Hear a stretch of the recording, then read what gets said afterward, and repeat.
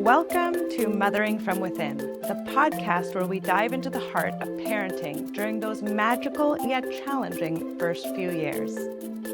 I'm Kaili, a mama of two, a pediatric occupational therapist, and your guide on this beautiful journey of motherhood. Every week, we explore the wonders and hurdles of motherhood with curiosity, we gain clarity around our babies, and find the courage to trust our instincts. If you are a mama who wants to do motherhood your way, confidently, courageously, authentically, then you are in the right place. So grab a cup of tea, tuck those little ones in for a nap, or bring them along for the ride.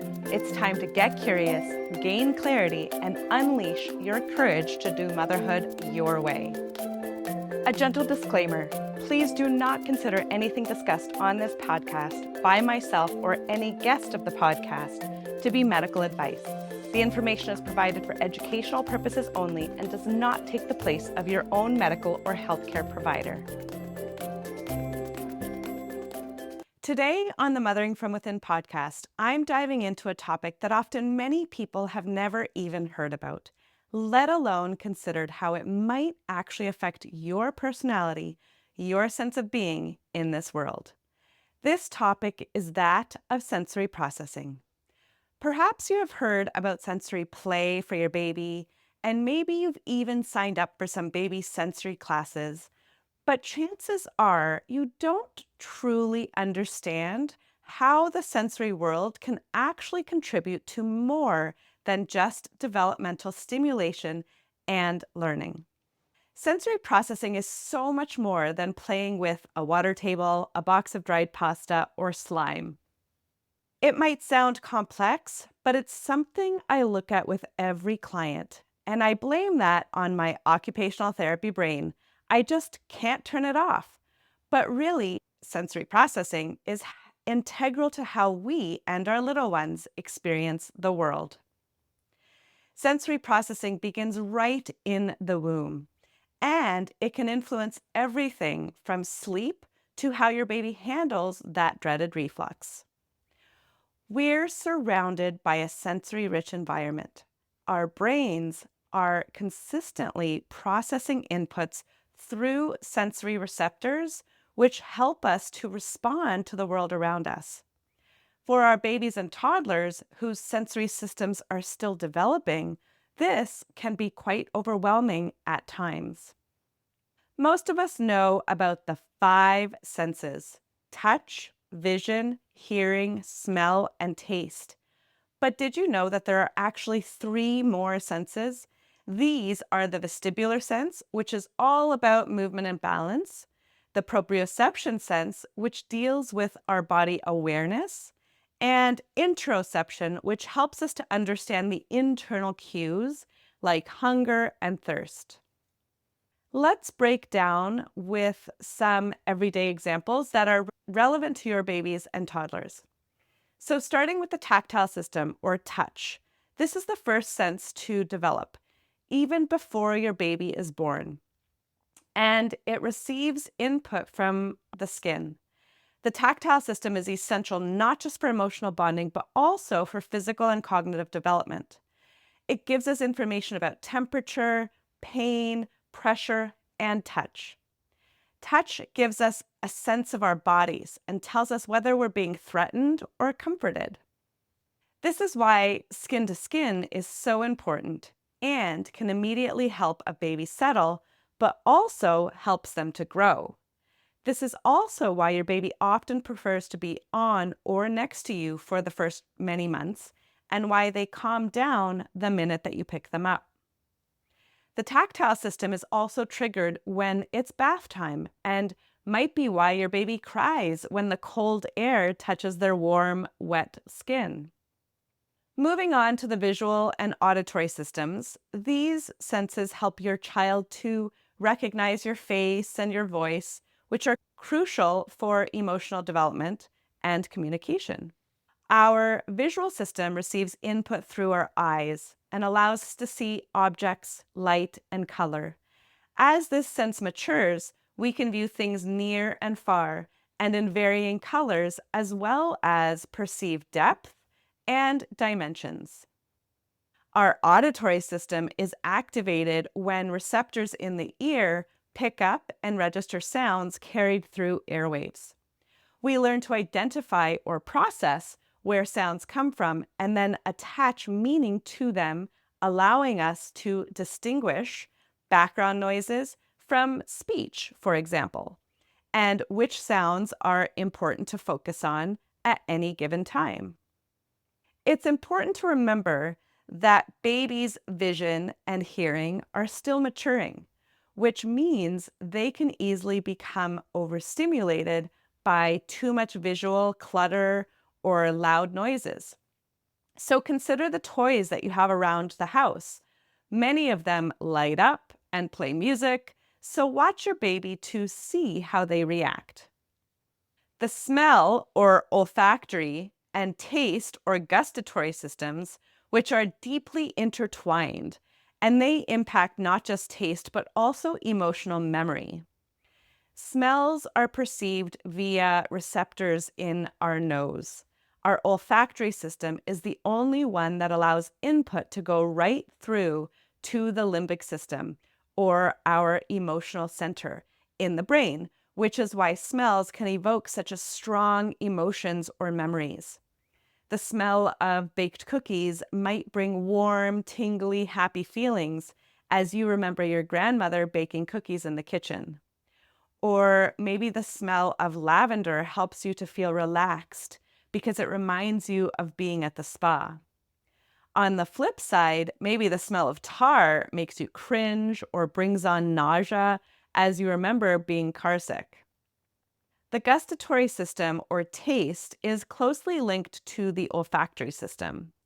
There are special receptors on different parts of our tongue that give us information about whether what we're tasting is salty, sour, bitter, sweet, or umami.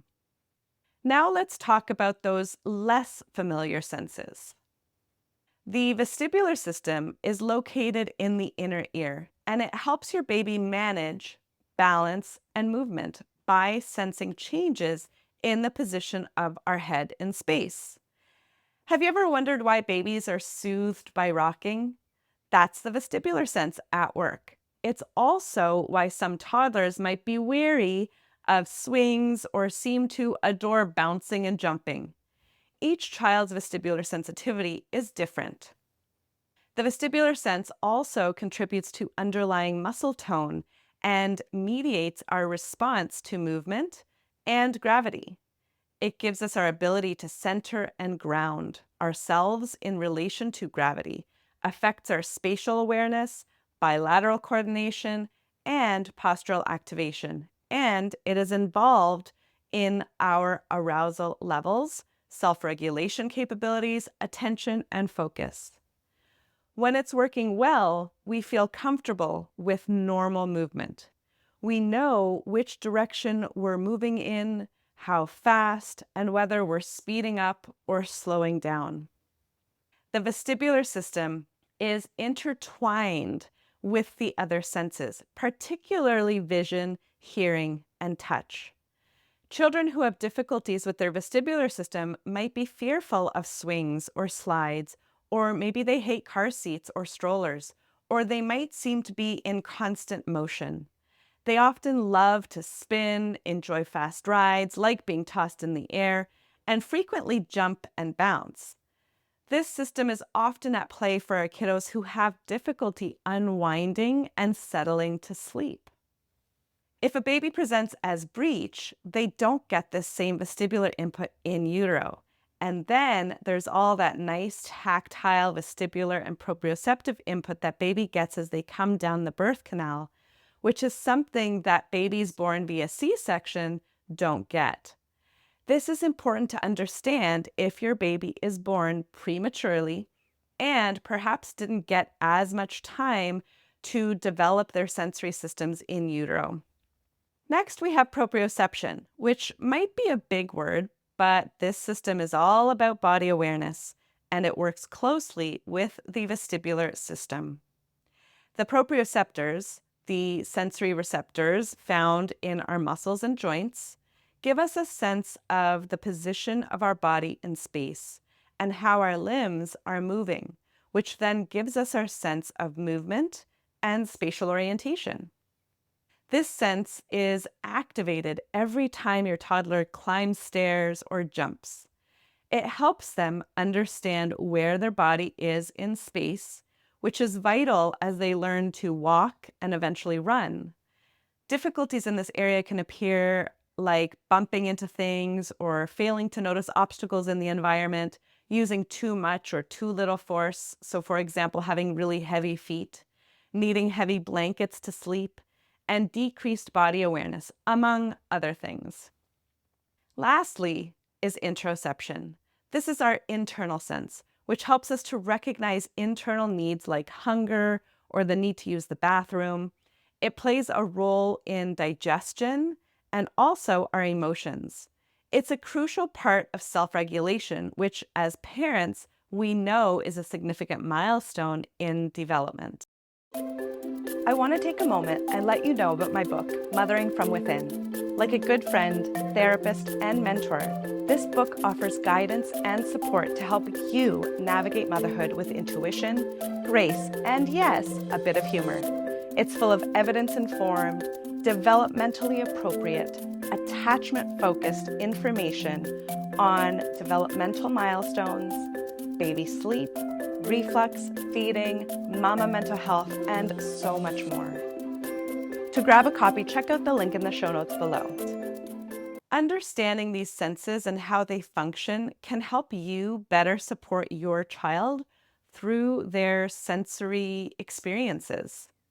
It can explain why some babies might have trouble with sleep, why certain toddlers seem to dislike certain textures of food, or why your little one might be more or less active than others.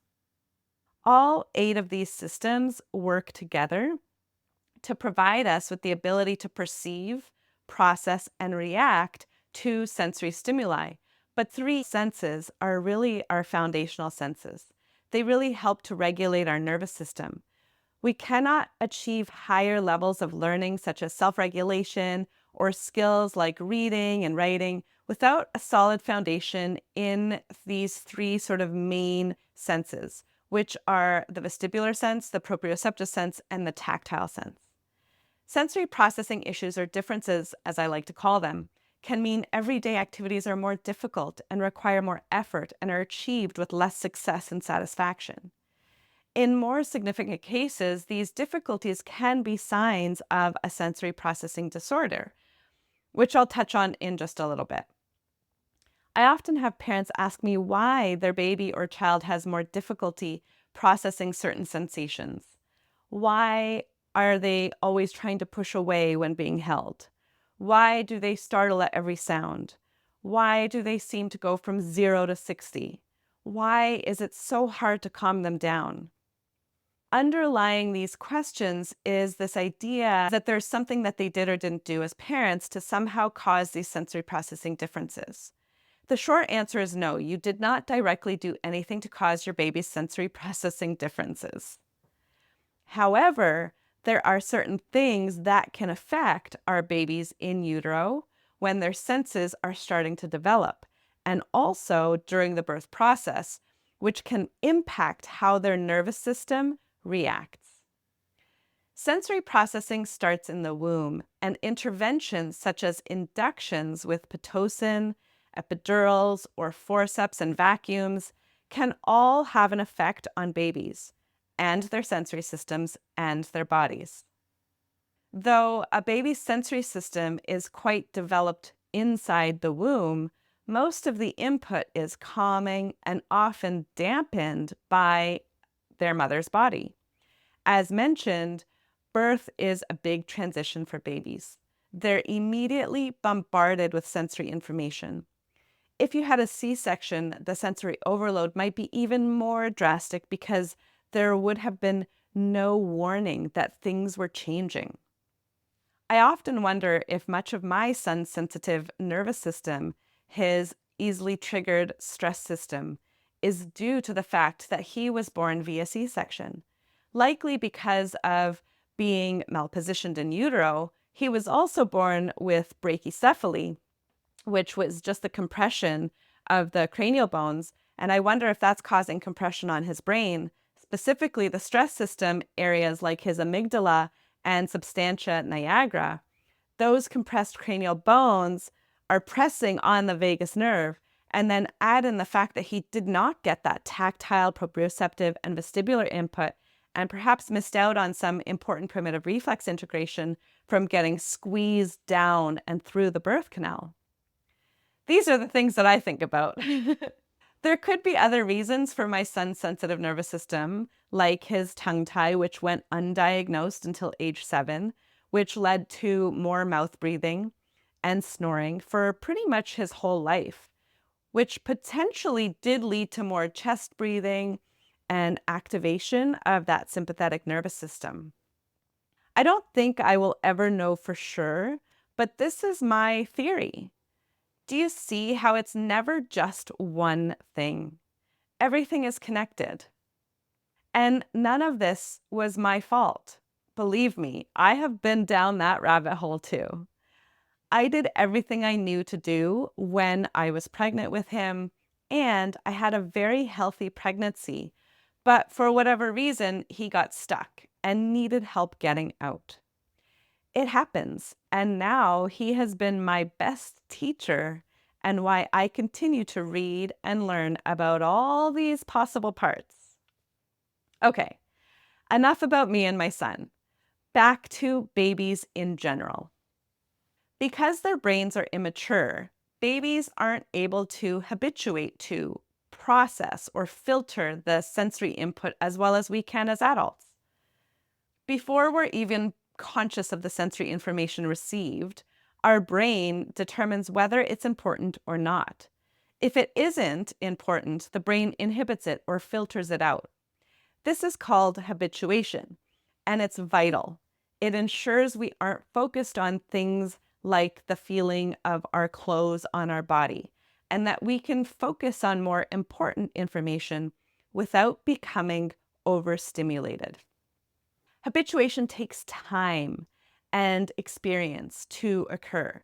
For babies, especially in that 4th trimester, it hasn't occurred yet. So their brains perceive all new sensory information as important, and they respond.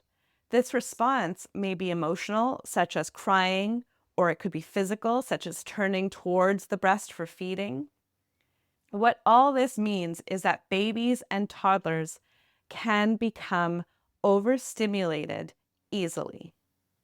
It's our job as parents to filter out the excessive sensory input to help them avoid sensory overload as much as possible. So how do we do this? You guessed it, we tune into our babies and ourselves. We get curious about their cues. We pay attention to signs of dysregulation. Are their eyes glazing over because they're overstimulated or tired? Are they looking away or crying because they need a break? Once we get to know our baby's unique cues, we become better detectives. If your baby does get overstimulated, you can snuggle them, nurse them, or perhaps dim the lights, slow your voice, and just hang out together in the quiet. A walk in fresh air can also do wonders. This also means that you don't need to be on the go all the time or buying the shiniest toys on the market. Phew! Doesn't that make you feel a little more relaxed and take away some of that quote unquote mom guilt we all experience at times? I know you might sometimes feel pressure to attend all the classes, do all the things, be social, stimulate, and play with your baby, and somehow teach them everything. But here's your permission, not that you need it, to just stop. Follow your instincts, tune into what you really want, and rest in knowing that you are your baby's most favorite toy and place to be, especially in that first year. Just be. Again, my goal with this podcast is to empower you to trust yourself, your mama instincts, and also to trust that your baby will develop and grow just fine. And yes, they will eventually sleep through the night, even if you do nothing but bask in the joy of being with and watching your baby. I promise you, if you slow down and tune into how you're feeling, what you really want, and what feels light and right, the stress, the worry, and overwhelm will start to melt away. So take the money you were thinking of spending on those baby gadgets and put it in your child's college fund instead. Or get some body work for yourself or your baby. It will be so much more worth it than the swing, the bassinet that swaddles and rocks, or the circle of neglect. I meant the exerciser. I know this is hard. I'm a type A recovering perfectionist. Okay, working on the recovering part. But your baby needs you to have quiet times and even whole days throughout the week so that they can decompress, regroup, and reset. This is what will help them develop. Have you ever wished for a magic wand that could grant you clarity on what is actually biologically normal and developmentally appropriate for babies at each stage? If you want to find the root cause of your baby's difficulties or discomfort, and you want strategies to help your baby grow and thrive that honor their unique rhythm, then the Holistic Baby Bundle is your roadmap to achieving just that. This bundle of all my courses and ebooks will give you all the tools, guidance, and heartfelt support you need in one snug package. From mastering milestones to easing sleep time, from understanding reflux to navigating oral ties and embracing weaning with love.